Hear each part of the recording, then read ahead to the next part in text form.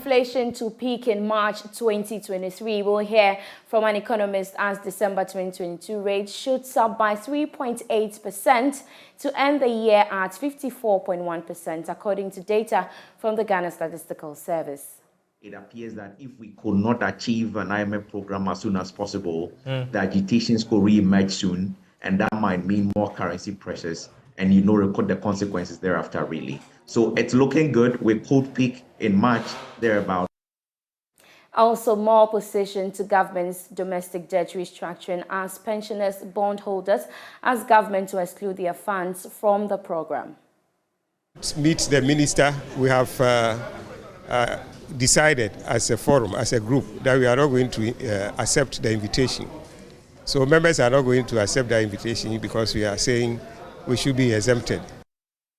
And World Bank commits 160 million cedis for SMEs development program. We'll hear from the Ghana Enterprises Agency. Through this partnership, a grant support of 160 million Ghana cedis has been earmarked for the flagship SME High Growth Program, targeting SMEs nationwide. This is Prime Business with me, Beverly Broohm. Details after this break. Please stay with us. Thanks for choosing us. Tonight, the increasing rate of inflation is expected to peak in March this year.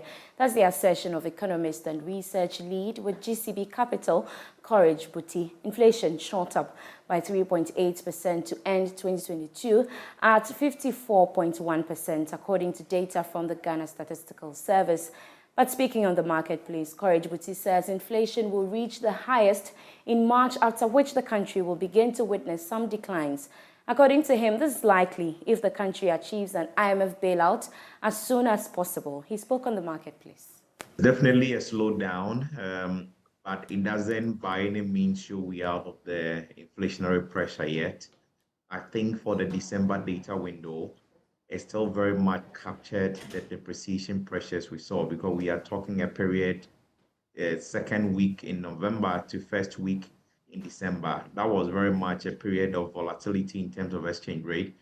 I think there was to some extent also crude oil price pressures, and then which translated into higher export prices and all of that, affecting transport fares and general goods and services on the market. So the marginal slowdown in the rate of growth actually for this period is actually welcome, and with the sharp appreciation we saw in December and the relative stability of the CD beginning this year now, we should see much more slower growth in inflation, at least for the January and February print, and we could be on course for a peak in March.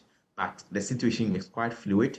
We saw from March, April, May last year, the fact that inflation, the slope was low, easing, but then thereafter the depreciation pressures. And then in this point in time where government's ability to push through this debt exchange program, which is a precondition for securing the board approval, seems to be hanging in the balance. It appears that if we could not achieve an IMF program as soon as possible, the agitations could re-emerge soon, and that might mean more currency pressures and record the consequences thereafter, really. So it's looking good. We could peak in March, thereabout, but then it is a fluid situation and will be driven by the market conditions at the time. Well, we engaged some of you on this development, and here's what you had to say. Inflation is too high compared to the past administrations that we've experienced. It's too high because checking from the newest bills that basic school students are supposed to pay and stuff, the stationaries that they'll be needing, it's too much. Because at first, something that will be amounting to somehow around 400 cedis, it's now around 888 cedis. So I think this year it's too much. And we, the fresh students in the university too, we are facing a lot of crises. There is increase in our hostel fees and stuff. We will tell the government to do something about this. Inflation rate, I think it will all depend on the government. So we are all looking up to the government to do something about it, and we hope he's going to bring on board things that will help Ghanaians. Due to the dollar and the cedis issue, things have been becoming difficult for Ghanaian people. And for the fees too, I think it's too much. So in this January, I expect that the government should make it down for us, because the payments that our parents receive are not all that much. Well, away from that, a group called Pensioners Bondholders Forum of Ghana says it will take action against the government if not exempted from its domestic debt exchange program. According to convener of the group, Dr. Eduentwi, an inclusion of the group to the program will worsen their fragile economic conditions. I spoke to Joy Business at a press conference to address issues confronting their members. I want to have a discussion with the minister. What the response to our petition will determine the way forward. Well, so discussion with the minister and all that, but one may say we have just a few days to the registration deadline. That is on the 16th of this month. And at this point, if you are not giving any ultimatum, wouldn't that affect you guys? Because speaking to your members, they seem not to be happy with the fact that you guys are just basically doing lobbying or negotiation. They want more action. What do you make of that? Well, that is the action we have taken.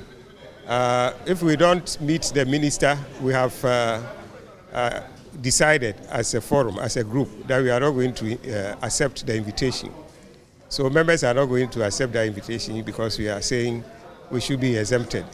And I believe the minister should give us the audience, because you owe us. And if you say you won't listen to people you owe, then I can't find what a debtor would want to do. You owe somebody.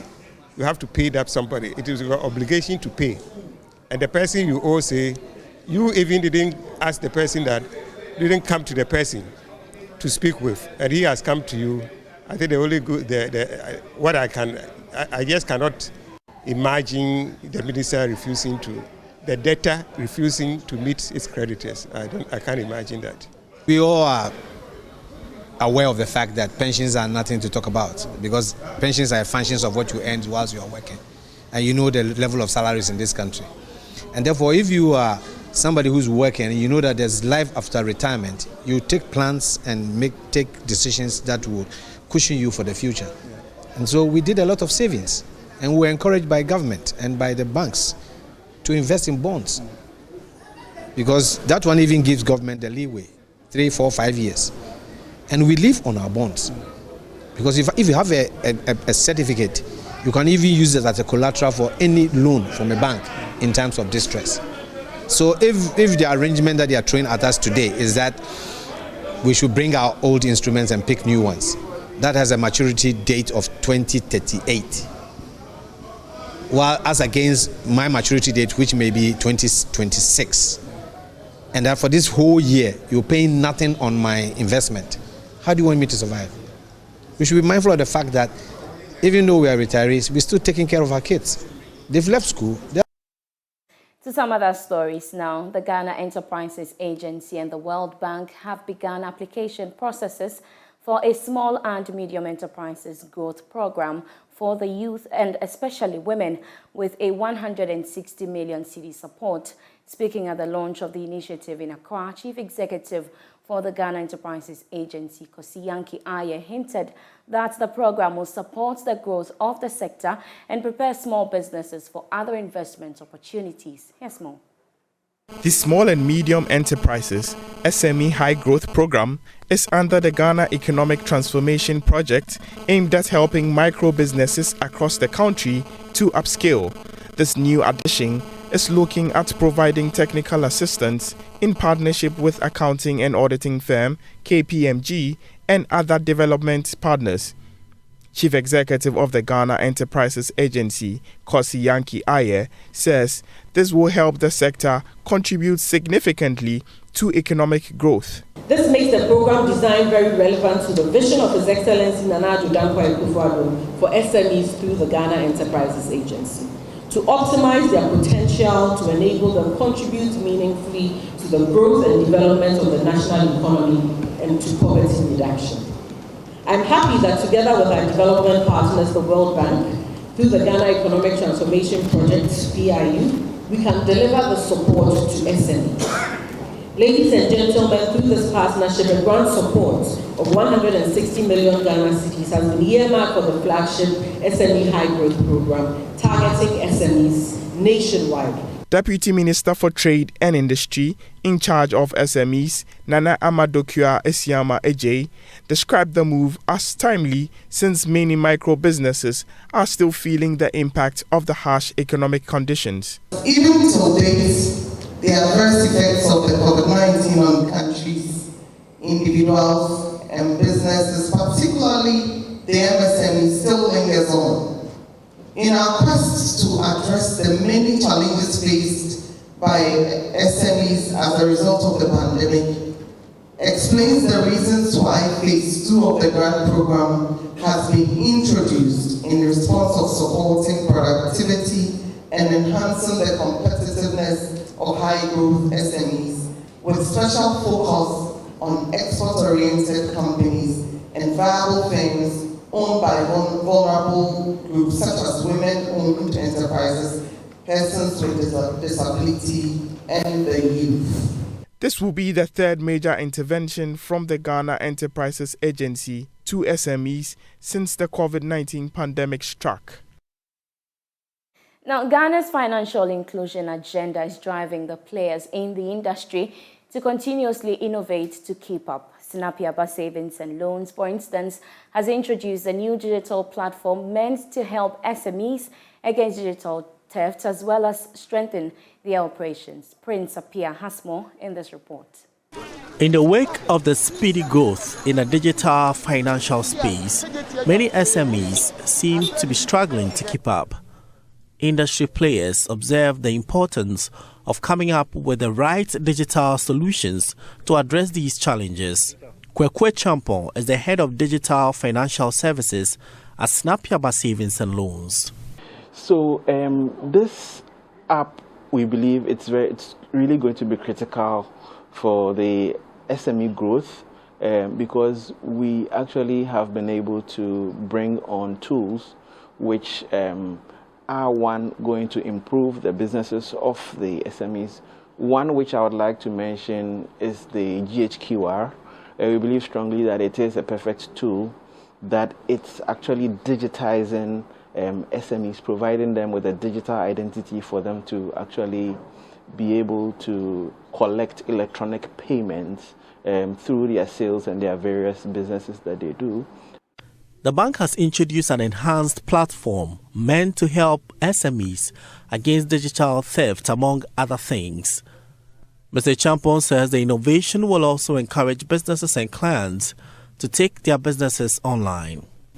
Whilst we do this through banking, we are also able to provide them with very good financial literacy lessons on fraud prevention, because one of the key things that we realize that has been a bane for most of our SMEs is the fact that they have a lot of pilfering and petty theft going on in their businesses. So we are providing lessons which is going to help them guard their businesses against such things.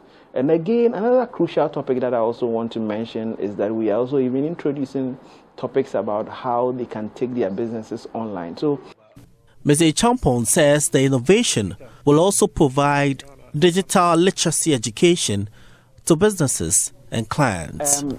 This app, I must say, for me, it's a true innovation.